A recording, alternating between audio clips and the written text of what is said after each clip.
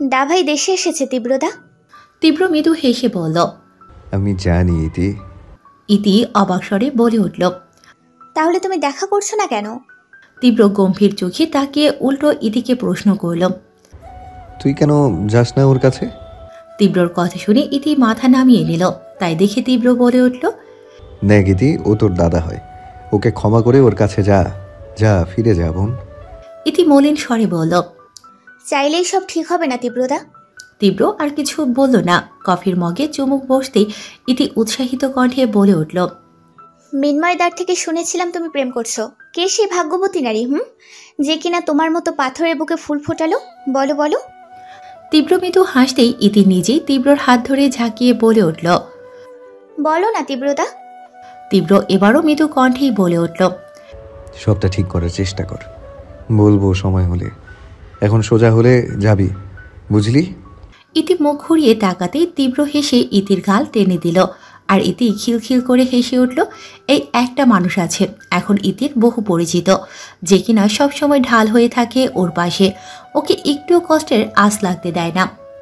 বদ্ধ রুমে ফ্লোরে বসে অনবরত কেঁদে যাচ্ছে রূপ। কিছুতেই নিজেকে সামলাতে পারছে না।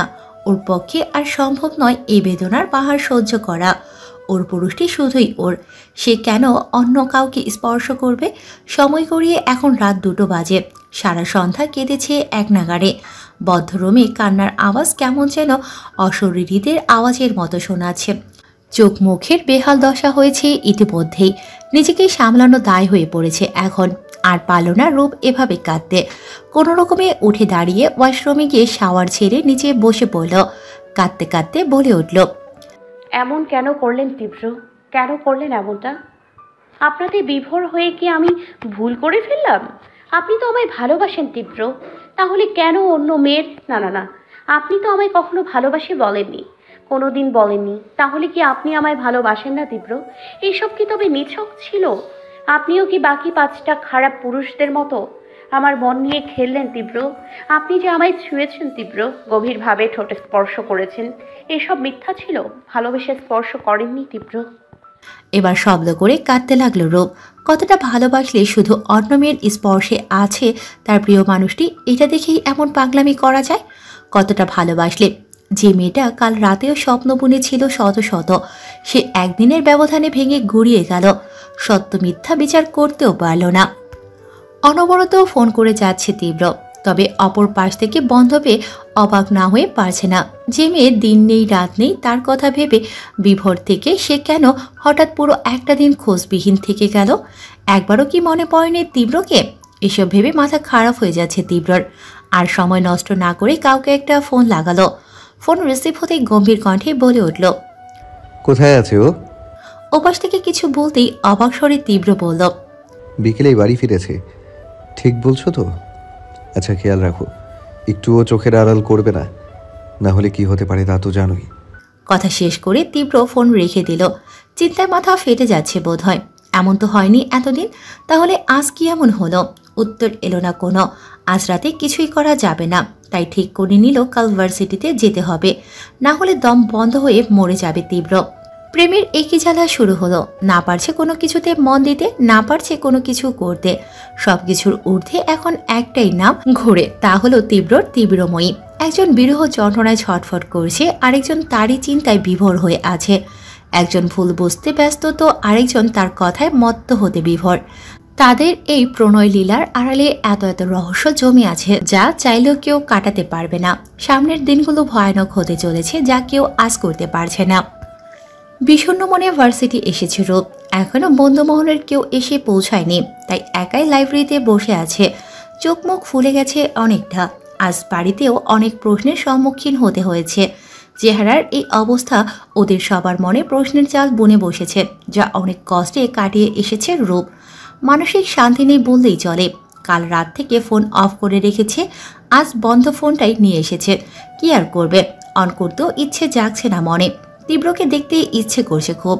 তীব্রর বুকে মাথা রেখে বলতে ইচ্ছে করছে কেন এমনটা করলেন। তবে ও জানে তীব্রর সামনে গেলে এখন উল্টোপাল্টা কিছু বলে ফেলবে, যার দরুন তীব্র কষ্ট পাবে। আর ও চায় না তীব্র কষ্ট পাক। এসব ভাবনার মাঝেই বাহির থেকে কিছুর আওয়াজ আসতেই ভয় পেয়ে গেল রূপ। বিড়বিড় করে বলল, এখন কিসের আওয়াজ হবে এখানে? ভার্সিটিতে তো হাতে গোনা কয়েকজন এসেছে এখন, আর এদিকে তো কেউ নেই। তাহলে বলতে বলতে বাহিরে বেরিয়ে এলো ও। একটু এগিয়ে গেল আওয়াজ অনুসরণ করে। লাইব্রেরির পাশের ফাঁকা হল রুমের সামনে আসতেই কেউ একজন টেনে নিল ওকে ভেতরে। এবার ভয়ে আত্মা শুকিয়ে আসতে চাইল যেন। ছটফট করার শক্তিও পেল না। ভয়ের চোটে চোখ থেকে দুফোঁটা জল গড়াতেই কানে এলো উত্তেজিত মধুর কণ্ঠ। কাঁদছো কেন তীব্রময়ী? তৎক্ষণাৎ চোখ খুলে তাকালো না রোম। একটু অনুভব করে নিল প্রিয় পুরুষটিকে। যদি আর না পারে, আর যদি নাই পাই এই পুরুষের সান্নিধ্য, যদি হারিয়ে যায়, সময় গড়াতেই তীব্রর উত্তেজনা বাড়ল। দুহাতের মুঠোয় রূপের গোলগাল মুখটা ধরে অবাক স্বরে বলতে লাগলো, চেহারার কি হাল করেছো তীব্রময়ী? কি হয়েছে তোমার? এত কেঁদেছো কেন? আর কাল থেকে ফোন অফ করেই বা কেন রেখেছো? জানো কত টেনশনে ছিলাম। সারাটা রাত তোমায় ফোন করেছি, আর তুমি? যাই হোক, বলো না তীব্রময়ী, কি হয়েছে? রূপ দুর্বল হাতে তীব্র থেকে ছাড়া পেতে চাইল। এই পুরুষকে সরিয়ে দেওয়ার সাধ্য নেই ওর। এদিকে তীব্র অবাক হয়ে তাকিয়ে আছে। ওর তীব্রময়ীরা ওকে দূরে সরাতে চাইছে কেন? কি করেছে ও? তবে কি ওর দোষেই রূপের এই অবস্থা? তীব্র ছাড়ল না রূপকে, বরঞ্চ দ্রুত গতিতে বুকে জড়িয়ে বলে উঠল, কি হয়েছে কি তীব্রময়ী? এমন করছো কেন? আচ্ছা, আমি কি কোনো ভুল করেছি? রাগ করেছো আমার উপর? বলো না, কি করেছি আমি? কেন এমন করছো? রূপ আর পারছে না তীব্রর এমন কাতর কণ্ঠ উপেক্ষা করতে, আর না পারছে তীব্রকে কাছে টেনে নিতে। রূপ চেষ্টা করলো বলার, কিন্তু মুহূর্তেই মনে পড়ল কাল এই হাত দুটি অন্য মেয়ের হাতের মুঠোয় ছিল। ব্যাস, তৎক্ষণাৎ ধাক্কা মেরে কয়েক গুণ দূরে সরিয়ে দিল তীব্রকে। তীব্র এবার চরম বিস্মিত নয়নে তাকালো রূপের দিকে। রূপ এমন কিছু করবে সেটাও কল্পনাও করেনি। তীব্র অবাক চোখে তাকিয়ে কিছু বলবে, তার আগেই রূপ শক্ত কণ্ঠে বলে উঠল, ছোবেন না আমাকে, দূরে থাকুন। আপনাকে অসহ্য লাগছে আমার। লজ্জা করে না আপনার এভাবে বদ্ধ রুমে একটা মেয়েকে টেনে আনতে? এতদিন তো অনেক স্পর্শ করেছেন আমায়, তাও কি হয়নি? আরও প্রয়োজন বুঝি? আমাকে আমাকে আমার মন নিয়ে খেলে বুঝি স্বাদ মেটেনি, তাই আবার এসেছেন? এটুকু বলেই হাঁপিয়ে গেল রূপ। কান্নাগুলো দলা পাকাচ্ছে গলা জুড়ে। তবে ইচ্ছা করছে না এই পুরুষটির সামনে কাঁদতে, যার কাছে ওর কোনো দামই নেই। তীব্র অবাকের উপর অবাক হচ্ছে। কি বলছে এই মেয়ে? কি করেছেটা কি ও? শান্তভাবে বলে উঠল, এসব কি বলছো কি তুমি? হ্যাঁ, আরে বাবা, কি হয়েছে সেটা তো বলবে। না বললে আমি বুঝবো কিভাবে? আর ভুল শোধরাবোই বা কিভাবে? কথা বলতে বলতে একটু এগিয়ে রূপকে ধরতে গেলে রূপ দেয়ালে ঘেঁষে শক্ত গলায় বলে উঠল, বললাম না আমায় ছোবেন না। তাও কেন এগোচ্ছেন চরিত্রহীন পুরুষ? কয়টা মেয়ে লাগে আপনার? বলেন তো, কয়টা লাগে? আমাকে সহজে পেয়ে গেছেন বলে কদর করতে ইচ্ছে করলো না, তাই না? তাই তো অন্য মেয়ের সাথে ঘুরে বেড়ান। একটা দিয়ে হয় না, তাই না আপনার? তীব্র শান্ত গলায় বলে উঠল, তোমার আমাকে সেরকম পুরুষ বলে মনে হয়? তার চেয়েও জঘন্য মনে হয়, কারণ আপনি কোনো রকম অধিকার ছাড়াই আমাকে স্পর্শ করেছেন, গভীরভাবে স্পর্শ করেছেন মিস্টার চৌধুরী। আমার মন নিয়ে খেলেছেন, এত মিথ্যে অভিনয়ের মাঝে আমাকে জড়িয়ে ফেলেছেন, যাতে করে আমি আপনার থেকে না বেরোতে পারি। আপনি আমায় সেকেন্ড হ্যান্ড মনে করেন, এর বেশি কিছু না, কিচ্ছু না। আমি চাই না আপনার সাথে কোনো সম্পর্ক রাখতে, শুনেছেন? তীব্র বুঝতে পারছে না কি বলবে, কারণ ও জানেই না কি করেছে ও, তাহলে কি বলবে। কিন্তু রূপের শেষ কথাটা শুনে রেগে গেল প্রচুর। ওকে অবাক রেখেই রূপ দ্রুত বেরিয়ে গেল রুম থেকে। বিস্ময়ে হতবাক তীব্র রাগে কষ্টে বসে পড়ল দেয়াল ঘেঁষে। কিছু সময় গড়াতেই ধীর পায়ে বেরিয়ে এলো হল রুম থেকে।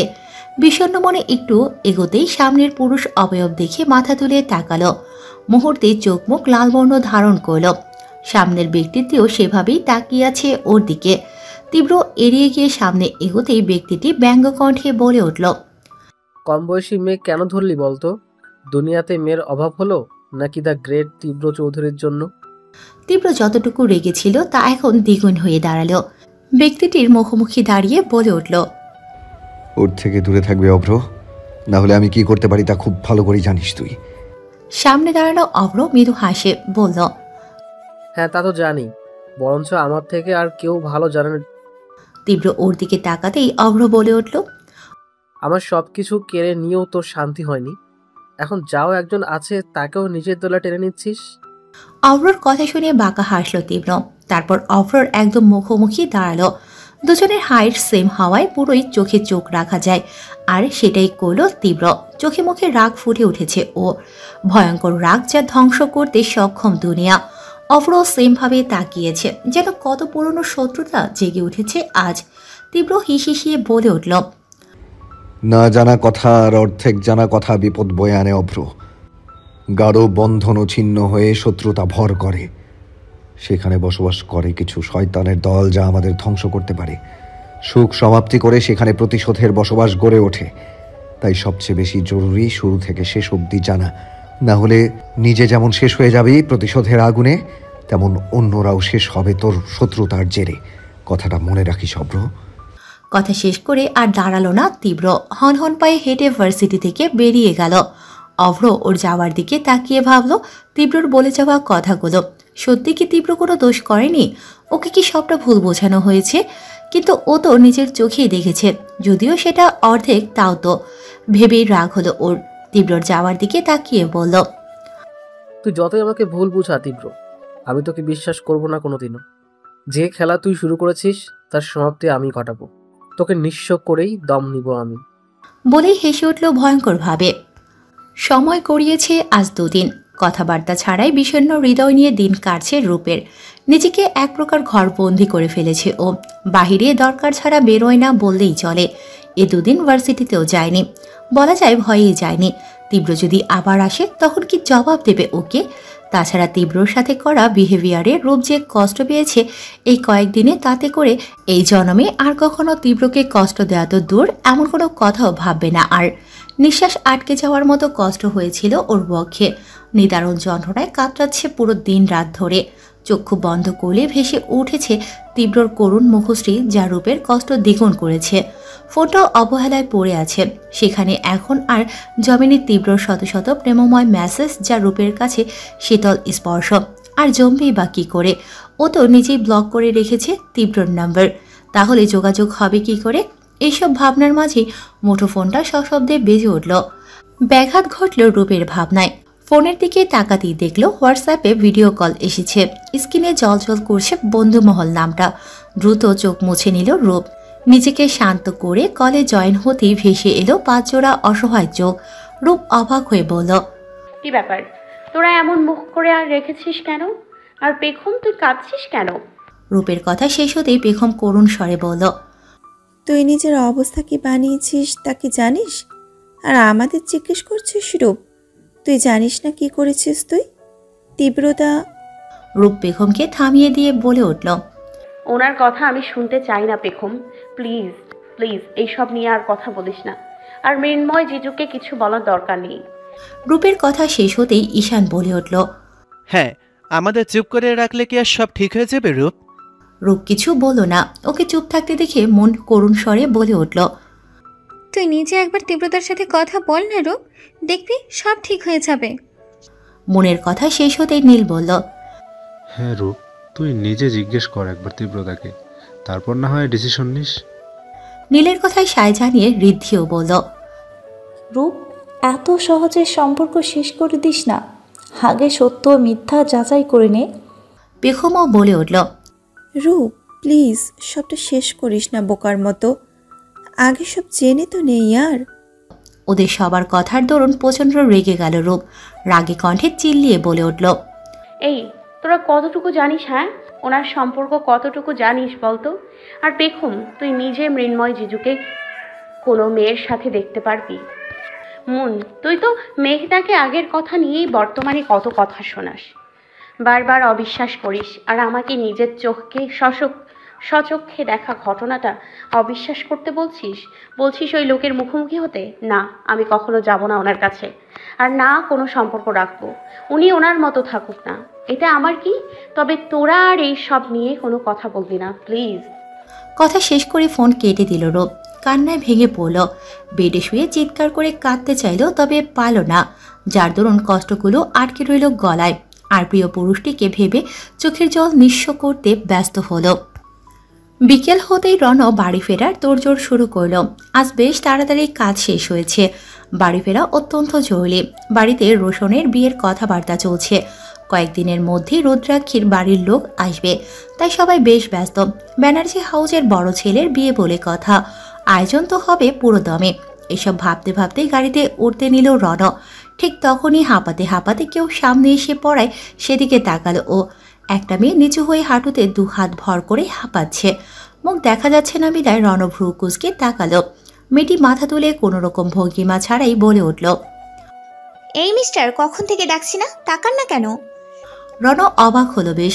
কে এই মেয়ে? হুট করে এসে বলছে আজব কথা। রণ চেনার চেষ্টা করলো, তবে মনে পড়ল না। কোথাও দেখেছে বলে মনে হচ্ছে না ওর। ভ্রুযুগল আরো কুঁচকে তাকাতেই মেয়েটি হয়তো বুঝলো রণর ব্যাপার, তাই নিজে থেকেই বলল, আরে মিস্টার, আমি ইতি। আমায় চিনেছেন তো? ওই যে সেদিন দেখা হলো, আমায় গাড়ি চাপা দিতে নিয়েছিলেন, মনে আছে? রণ অবাক হলো, তবে মনে পড়ল সেদিনের কথা, তাই বলে উঠল, তা তুমি এখানে কি করছো? থানায় এসেছো কেন? ইতি আনমনে বলে বসল, আপনাকে দেখতে এসেছি, কিন্তু এটুকু বলেই জিভ কামড় দিল। এদিকে রণ আরো এক দফা অবাক হয়ে বলল, মানে? রণর কথা শুনে ভয়ে ভয়ে ইতি বলে ওঠে, কিছু না। এখানে কি করছো তুমি? আমায় একটু পৌঁছে দেবেন হলে, প্লিজ? ইতির কথা শুনে রণ এগিয়ে এলো ওর দিকে। ইতি ভয়ে হালকা পিছিয়ে যেতে রণ গম্ভীর কণ্ঠে বলে উঠল, আমাকে কি তোমার ড্রাইভার মনে হয়, যেখানে সেখানে এসে বলবে লিফট দিতে?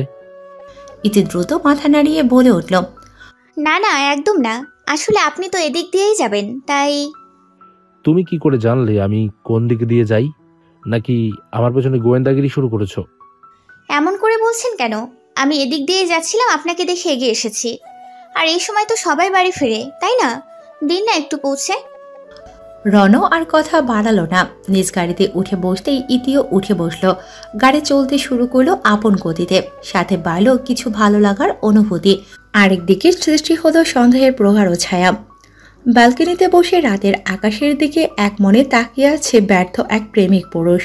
নিজ মনে জমা হাহাকারগুলো উড়িয়ে দিতে চাইছে এই মেঘের মাঝে, যাতে একটু হলেও কষ্টের পাহাড়টা কমে।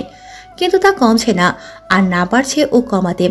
বর্তমানে তীব্রর গায়ে জড়ানো পাতলা স্লিভলেস হোয়াইট গেঞ্জি আর ব্ল্যাক হাফ প্যান্ট, যার দরুন শ্রাবণের ঠান্ডা হাওয়ায় শরীর শীতল হয়ে বরফে পরিণত হয়েছে। তবুও উঠছে না ও। এক মনে স্মরণ করছে নিজ প্রিয়সীর সাথে কাটানো মুহূর্তগুলো।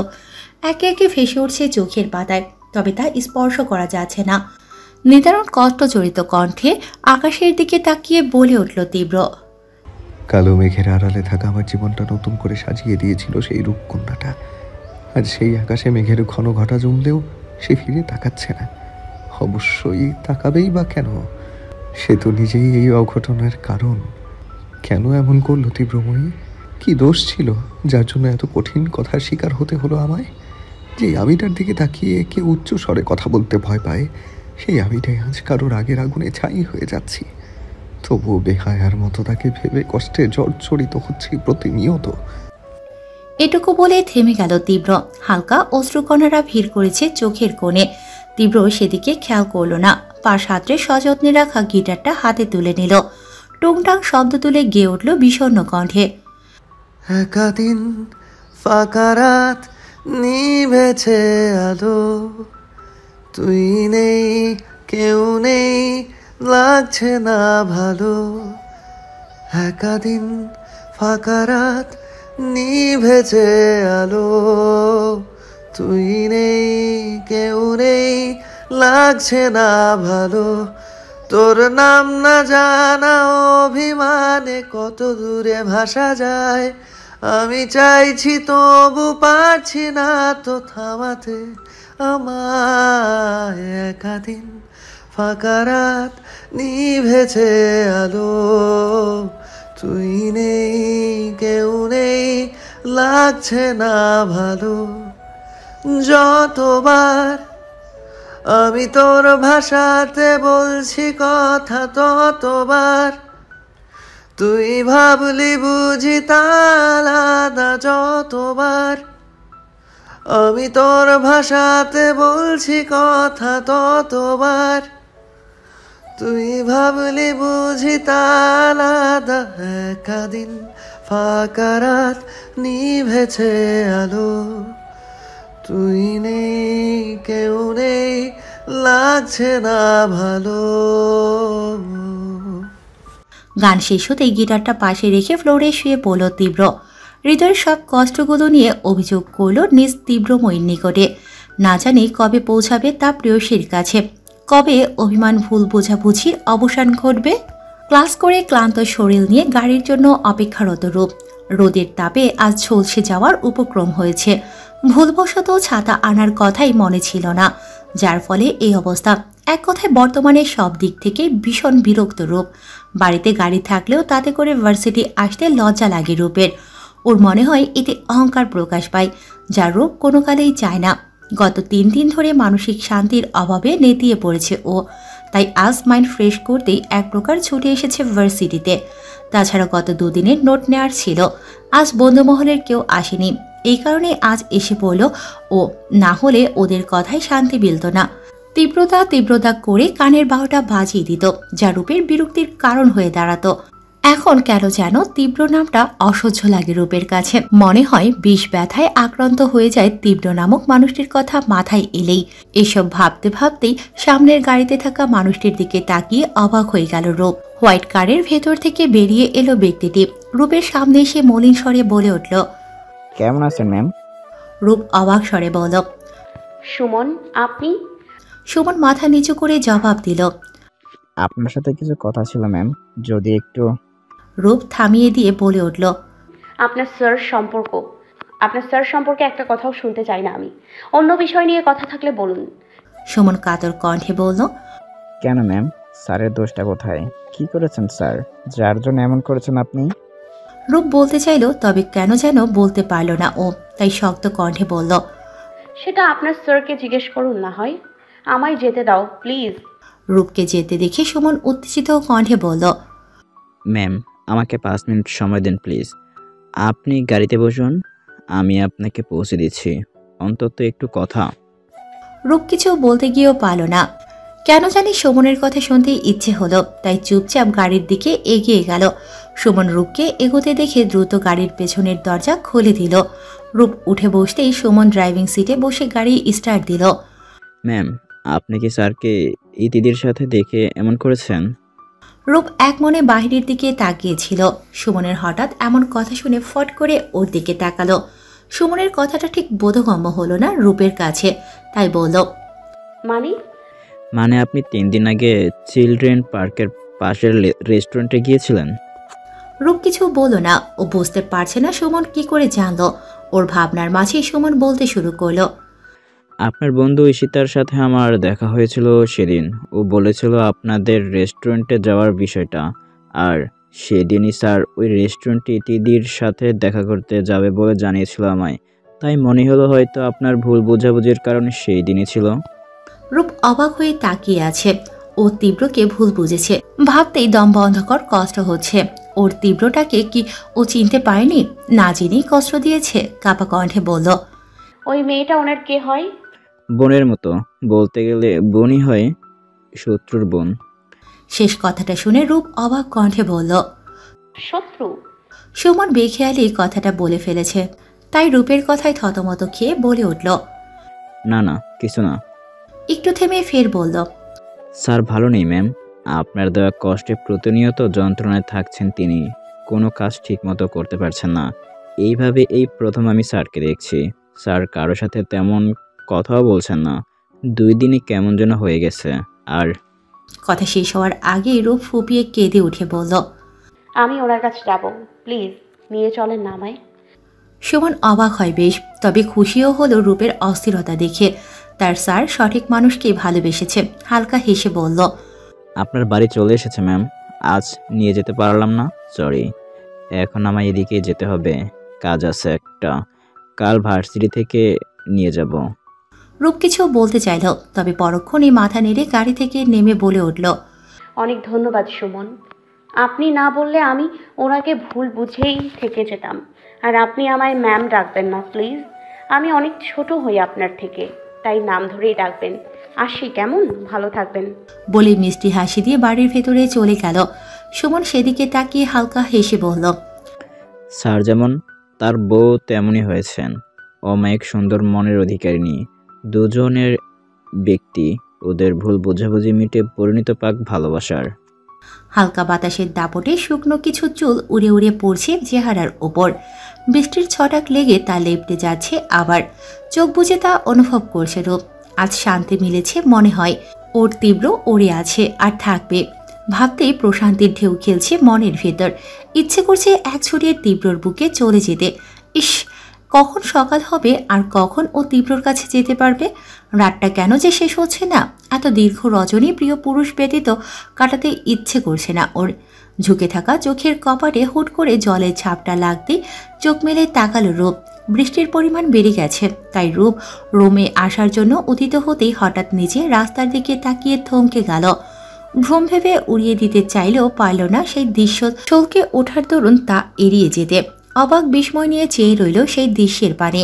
ব্লু কারের উইন্ডোর এ মাথা ঠেকিয়ে রূপের ব্যালকনি অনুসরণ করে এক দৃষ্টিতে তাকিয়ে আছে তীব্র। কষ্টে জর্জরিত হৃদয় নিয়ে চেয়ে আছে রূপের দিকে, যেন বলতে চাইছে, তুমি ব্যতীত অন্য কোথাও শান্তি নেই আমার তীব্রময়ী।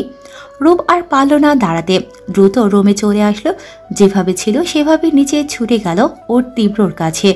রাত গভীর হওয়ার দরুন বাড়ির প্রতিটি সদস্য ঘুমে, তাই বেশি বেগ পেতে হলো না রূপের। মেন ডোর খুলে গেটের দিকে ছুটে গেলেও গেটে তালা দেওয়ার দরুন গেটের লোহার গ্রিল বেয়ে উঠে পেরিয়ে গেল সব বাধা। গেট বেয়ে ওঠার দরুন হাতে বেশ ব্যথা অনুভব হলো, তবে সেই সব পরোয়া করল না ও। ওর এখন একটাই চাওয়া, তীব্রর কাছে যেতে হবে ওকে। যদি তীব্র চলে যায়, তাই আরও দ্রুত ছুটল রোডের দিকে, যেখানে ওর প্রিয় পুরুষ আছে। তীব্র। মিস তীব্রময়ীর কণ্ঠ শুনে অবাক হলো তীব্র। এটা ওর তীব্রময়ী ডাকলো কি ওকে? ওর তীব্রময়ী তো অভিমান নিয়ে মত, তবে সে কি করে আসবে? কিন্তু আবার ডাক শুনতেই দ্রুত গাড়ি থেকে নেমে পড়ল। অবাক দৃষ্টিতে তাকিয়ে রইল সামনে দাঁড়ানো সদ্য যুবতী রূপে পা দেয়া রমণীটির দিকে। কতদিনের তৃষ্ণা ওর ভাবনার মাঝে রূপ ঝাঁপিয়ে পড়ল তীব্রর বলিষ্ঠ বুকে। তীব্র দ্রুত নিজেকে সামলে আঁকড়ে ধরল নিজ তীব্রময়ীটাকে, যার অবহেলায় আক্রান্ত হয়ে অশান্তি নামক রোগের সাথে প্রথম পরিচিত হয়েছিল গত 3 দিন যাবৎ। কাঁদছো কেন তীব্রময়ী? দূরেই তো চলে গিয়েছিলে, তবে ফিরে কেন এলে? আর এলে যখন তখন কেঁদে বুক ভাসাচ্ছ কেন আমার? হেঁকে দিচ্ছ কেন নিজের অস্তিত্ব? কেন গাঢ় করছো তোমার প্রতিশ্রুতির মায়া? আমি না হয় তোমার অবহেলায় হারিয়ে যেতাম কালের প্রবাহে, তুমি না হয় থাকতে সুখ স্মৃতি নিয়ে। প্রেমিকের নিকট হতে এমন কঠিন কথা শ্রবণ হতে শরীর অবশ হয়ে এলো রূপের। কতটা কষ্ট পেলে এই কথাগুলো বলতে পারে 28 বছরের প্রাপ্তবয়স্ক পুরুষটি জানা নেই রূপের। প্রেমিকের বুকে মাথা রেখে মানুষ প্রশান্তের নিঃশ্বাস নেয়, আর তুমি আমার বুকে কেঁদে সাগর বানাতে চাইছ? প্রিয় পুরুষের বুকে মাথা রেখে এতদিনের জমানো সব কষ্টগুলো কান্নার মাধ্যমে উড়িয়ে দিচ্ছে রূপ। গুড়ি গুড়িয়ে বৃষ্টির ফোঁটায় ইতিমধ্যে দুজনে বেশ খানিকটা ভিজে গেছে। এতে ওদের তেমন কোনো হেলদোল দেখা যাচ্ছে না। ওরা তো মতো এতদিনের হাহাকার করা অস্থির হৃদয় শান্ত করতে, যার জন্য এত অপেক্ষা দুজনের। রূপের অনবরত কান্না সহ্য হলো না তীব্রর, তাই মজার ছলে উপরোক্ত কথাটি বলে উঠল। তবে এতে কাজের কাজ কিছু হলো বলে মনে হয় না। রূপ তীব্রর কথা শুনে আরো শক্ত করে জড়িয়ে কেঁদে উঠল সশব্দে। কাঁদতে কাঁদতে বলল, আমি আপনাকে কষ্ট দিতে চাইনি তীব্র, বিশ্বাস করুন আমি চাইনি আপনি কষ্ট পান। আমি সরি সেদিনের কথাগুলোর জন্য। না বুঝে আপনাকে অনেক কথা শুনিয়েছি, যা নয় তাই বলেছি, কিন্তু বিশ্বাস করেন আমি মন থেকে বলিনি, আপনাকে হার্ট করতে চাইনি। বলেই আবার কেঁদে দিল। তীব্র নিজেও জানে রূপ মন থেকে বলেনি কথাগুলো। এতদিনে খুব ভালো করে চিনে নিয়েছে ওর তীব্রময়ীটাকে, কিন্তু কেন এমন করলো এই কয়েকদিন? তীব্রকে কিছু না বলতে দেখে রূপ বুক থেকে মাথা তুলে তাকালো ওর দিকে, তবে তীব্রকে ছাড়লো না। বুকে থেকেই বলে উঠল, আপনি আমায় যা শাস্তি দেবেন আমি তাই মাথা পেতে গ্রহণ করব তীব্র। তবু আপনার সাথে বিচ্ছেদ হোক তা কখনো চাই না আমি। এই কয়েকদিন খুব ভালো করে বুঝেছি তীব্র, বিচ্ছেদের বদলে মরণ বেছে নেব। তবুও তীব্র রূপের ঠোঁটে আঙুল দিয়ে চুপ করিয়ে দিল। আলতো স্বরে বলে উঠল, মৃত্যু এত সহজ নয় তীব্রময়ী। সহজ হলে সবাই কষ্ট থেকে মুক্তি পেতে তা বেছে নিত, কষ্টকে সাদরে বরণ করে সামনে এগিয়ে যেত না সুখের সন্ধানে। তাই মৃত্যু বেছে নেবে না কোনোদিন। কথাগুলো কেমন যেন গম্ভীর ঠেকল রূপের নিকট, অথচ তীব্র নরম স্বরেই বলেছে। এই কথাগুলোর মানে বুঝল না রূপ, বুঝতে চাইলও না। তীব্রর বুকে আবার মুখ লুকিয়ে বলে উঠল, আমি শুধু আপনাকে চাই তীব্র, আর কিচ্ছু না। আপনার সান্নিধ্যে থাকলে আমি 1000 বছর বাঁচতে পারি, ঠিক তেমন আপনার দূরত্বে আমি মরে যেতেও রাজি। অবাক দৃষ্টিতে তাকিয়ে রইল রূপের মুখপানে। ওর তীব্রময়ী তো সহজ সরল, সেটা ও জানে, কিন্তু এতটা আসক্তিতে কবে জড়ালো? দৃষ্টি ঘুরালো তীব্র, এদিক ওদিক তাকিয়ে ভাবল কিছু, অতপর ভরাট কণ্ঠে বলে উঠল,